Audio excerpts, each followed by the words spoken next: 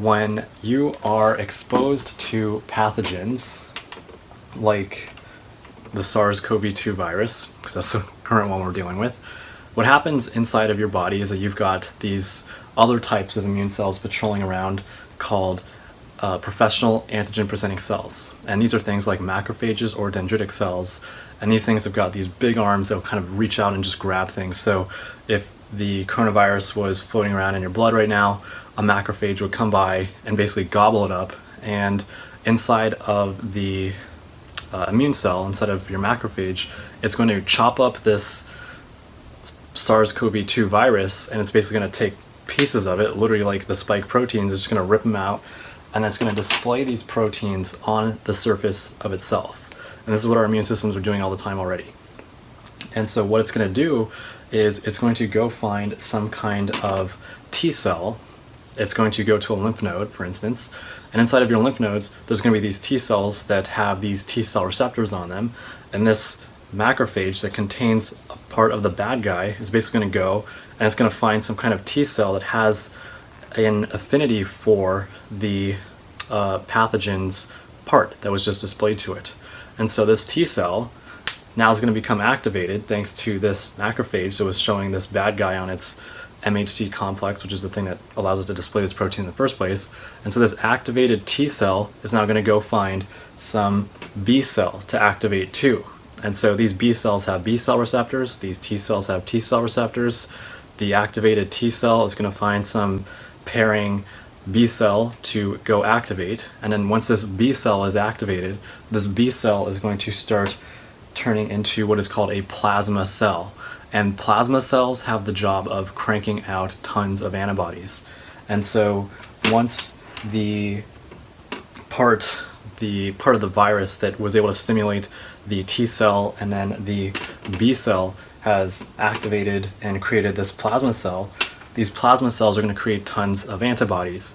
These antibodies are going to go in your bloodstream and find parts of the coronavirus to stick onto. So if this was another wandering coronavirus in your blood, the antibody that came from the activated B cell, the plasma cell, is going to stick onto it, and it's going to make your body's adaptive immune system able to recognize this virus very quickly and also block this virus from infecting new cells.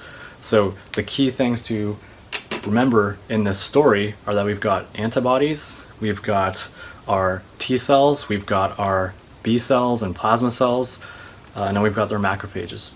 And so what we've been looking at very intensely have been these antibodies, because these antibodies stick around in your bloodstream for 2 to 3 months after you've been infected by the coronavirus. So what we're figuring is that if we're able to find these antibodies, that we're able to prove that these antibodies are sticking onto the coronavirus, then we can say that you're very likely to have been infected by the coronavirus. The issue is that you're only having these antibodies present in your bloodstream for 2 to 3 months, because after the coronavirus has been beaten back, your B cells and the plasma cells have no reason to keep producing this many antibodies, because your body has to spend its resources on other things like keeping you alive. That's the reason why people are so low energy when they're really sick during those symptomatic cases. And so the other thing, though, that persists for years are the activated T cells. And so that macrophage that originally stimulated that T cell sticks around for a long time. That T cell becomes effector T cells that will go on and encourage those B cells to become plasma cells. But that T cell will also go on and stick around in your body, and it becomes a memory T cell. And so what is very interesting that was done in a recent study at La Jolla is they looked at these T cells. They took blood samples from human blood samples from the year of 2015 to 2018, and they saw that in this group of blood samples, these T cells, about 40 to 60% of them had a response to the current COVID-19 virus. And COVID-19 was the virus that came around and was introduced in the year 2019, so there's no way that this group of, we can call them naive T cells, ever saw this particular SARS-CoV-2 virus, yet they generated a response to it. That is to say that we can hypothesize that the people who had those T cells present in their blood from the year 2015 to 2018 would have had some kind of partial immunity to the current virus, even though they never saw it. And if you want to ask the question, why is that? Well, the SARS-CoV-2 virus is a family of viruses. It is in the family of coronaviruses. There's not just the SARS-CoV-2 virus in this family. Coronaviruses also make up the virus that is the common flu. And so in that blood sample from 2015 to 2018, where you had never even seen the coronavirus yet, the other types of coronaviruses, its less evil cousins like the common flu, have already stimulated these memory T cells. And therefore, when you're exposed to the current coronavirus, these memory T cells are able to say, I've seen someone similar enough to that in the past that I know what to do. I know that I should go stimulate a B cell and we should start making tons of antibodies.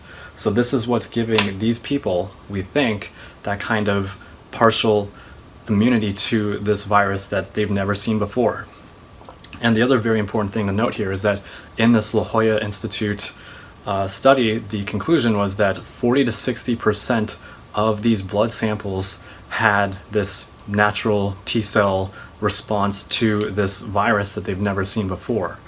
And this aligns with what the CDC has been claiming, which is about 40% of people have this have this natural kind of immunity to this virus. So definitely falls within what we would expect. And then the other thing to make note of here is that, we can ask the next question, which is, all right, well, maybe looking at these T cells is a better thing to look at than instead of these antibodies, because these antibodies are going to stick around for a little bit, whereas these T cells are going to stick around for years. And the issue with this, however, is that T cells are a lot harder to study. What happens when these T cells become activated by this macrophage in the first place is that they will start creating these proteins on their surface, and they're also going to start secreting things. These things that they're secreting are supposed to help encourage these B cells to do their job. And so what we have to do is we have to basically isolate these T cells. We have to study their behavior. We have to expose it to this virus, and it's a lot more involved than just seeing yes or no, do you have antibodies present in your blood. The other very important thing to think about here that we're finding out is that our definition of immunity to this virus has been conceived of as this binary thing to people. We either think you are either immune to it or you're not immune to it. And like everything in life, the answer is not a clean yes, no. It's not binary. This is appearing to us to be some kind of bell curve. The reason that we have so many people who are asymptomatic is suggesting to us that, these people have a sufficient amount of immunity that their body doesn't need to expend enormous resources and go through these extreme symptoms of fighting off this virus relative to someone else who, on that bell curve, is a little bit less immune than those people are. So it is changing how we're thinking about this virus. There are a lot of people focusing now on looking at these T cells and what can they tell us about people's adaptive natural immune response to these viruses.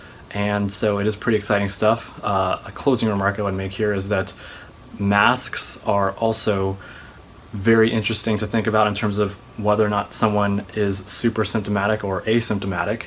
And the reason for that is because what we're finding is that among people, the severity of symptoms might have to do with the inoculation dosage of this virus. So the way to think about this is, and this is an oversimplification, but if I gave you 10 viruses and your body's overwhelmed and it can't handle them, then you're going to be a super symptomatic case. Whereas if I just gave you one virus, your body might have enough time and enough resources to handle that one virus, and then it would have this great secondary response to any additional viruses that it's seen. And so by wearing masks, people have been thinking, if I'm wearing a mask, I'm basically preventing my spit from transmitting this disease to someone else. But the other very important thing here is that in addition to helping you not infect other people, you're helping yourself as well, because you're decreasing the inoculation dosage of this virus, and people are believing that how many initial viruses are put into you that cause that infection, the inoculation or the inocula, depends or is a factor of how severe your symptoms are. So if you took the exact same person, you gave that one person 10 viruses, and you gave the other exact copy of that person one virus, what we're speculating right now, or what we're hypothesizing, is that the person who gets one virus will have less severe symptoms than the person who got 10 viruses. So wearing these masks is another way that we might be increasing the levels of how severe the symptoms are. And so that is something I want to keep this video focused on the T cells. But I do appreciate all the hard work that so many great people are doing out there right now. I thought I'd share it with you guys. Let me know if you have any questions. Please stay safe, wash your hands, also wear masks. It's being shown to really help not just you, but all of us out. And I'll talk to you next time.